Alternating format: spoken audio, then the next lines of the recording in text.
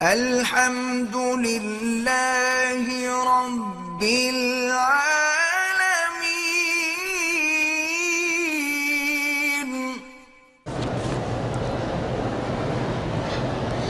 میں نے دوسرا طواف کیا مغرب کے بعد، میں نے دونوں کی دو رکعات پڑھی، بالکل ٹھیک ہے۔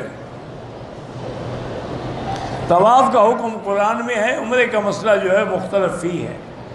اور دوسرا، عمرے میں آپ باہر جائیں گے، طواف میں کعبے کے قریب رہیں گے تو صاف بات ہے کہ وہ افضل ہے۔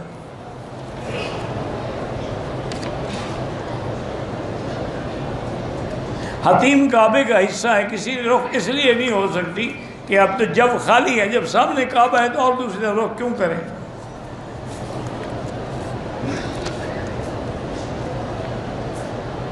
عمرے سے بعد چھوٹے کینچی سے نہیں، سارے سر کے بعد اس طرح پھروائیں، یا کم از کم 1/4 حصہ اتر جائیں۔ ابھی انشاءاللہ حج کی تقریریں بہت جلدی شروع ہو جائیں گی انشاءاللہ۔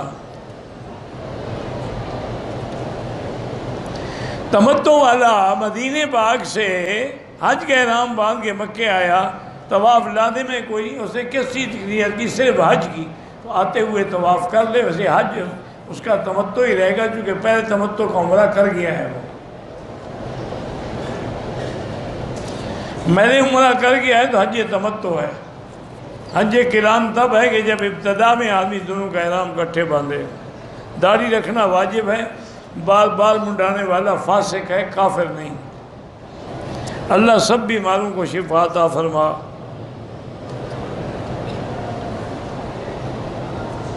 عورت احرام کی حالت میں اپنے بال اکٹھے کر کے باندھ لے اور سر پہ کپڑا کر لے، کوئی حرج نہیں۔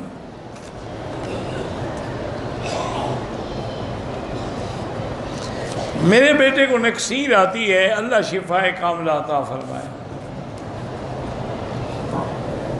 اصل میں میرا مشورہ یہ ہے کہ آپ کسی ENT ڈاکٹر، یعنی ناک کان گلے کے جو ڈاکٹر، کسی بڑے ڈاکٹر، عام عطائی نہیں، کسی بڑے ڈاکٹر کے پاس، کنسلٹنٹ کے پاس جائیں تو اندر ٹیشو ہوتے ہیں ناک میں، وہ لیدر کے ساتھ ٹیشو جلا دے گا، پھر نکسیر نہیں آئے گی۔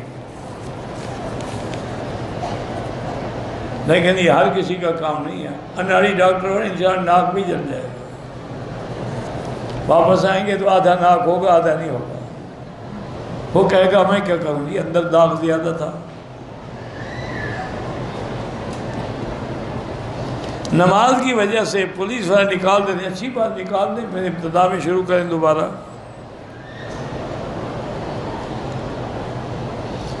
حجر اسود کے علاوہ نہ کعبے کی طرف سینہ کریں، نہ پشت کریں۔ کپڑے سے چہرے کو ڈھانپا، فوراً یاد آئی کوئی دم شم نہیں۔ جو بھی بیمار ہیں اللہ شفا عطا فرمائے۔ ذل جلال پڑھ سکتے ہیں، ذل جلال والاکرام بھی پڑھ سکتے ہیں، ذل جلال والاکرام بھی پڑھ سکتے ہیں۔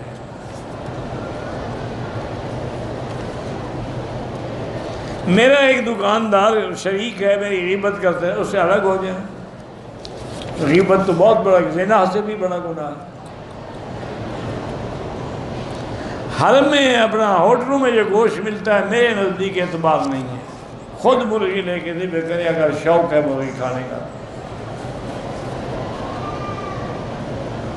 طواف کے بعد 2 رکعت واجب کو سنت سمجھ، جو بھی پڑھا تو ہے نا، انشاءاللہ قبول ہے۔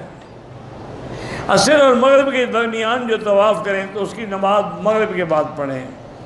3-4 طواف اکٹھے کریں تو بعد میں 2 رکعت سب کی پڑھیں۔ میری بیٹی کی طبیعت خراب ہے، اللہ شفا عطا فرمائے۔ حاجی اجمل صاحب کوئی ہیں حادثہ، اللہ شفا عطا فرمائے۔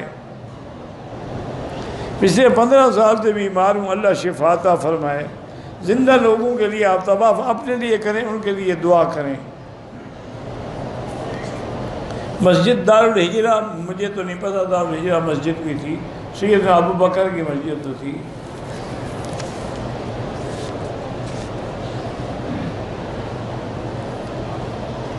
بہرحال بینک میں بھی جمع کرا دو، وہ قربانی کر دیتے۔ افضل یہ ہے کہ خود اپنے ہاتھ سے کرو۔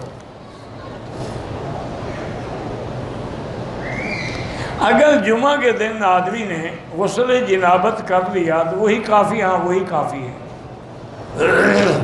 بلکہ ایک روایت بھی ہے کہ من غسل واغتسل ثم بکر، جو آدمی خود بھی غسل کرے، بیوی کو بھی غسل کرائے، یعنی جماع کرے، اور پھر صبح صبح غسل کر کے جلدی مسجد میں جائے تو اس کے گناہ اللہ معاف کر دیتے ہیں۔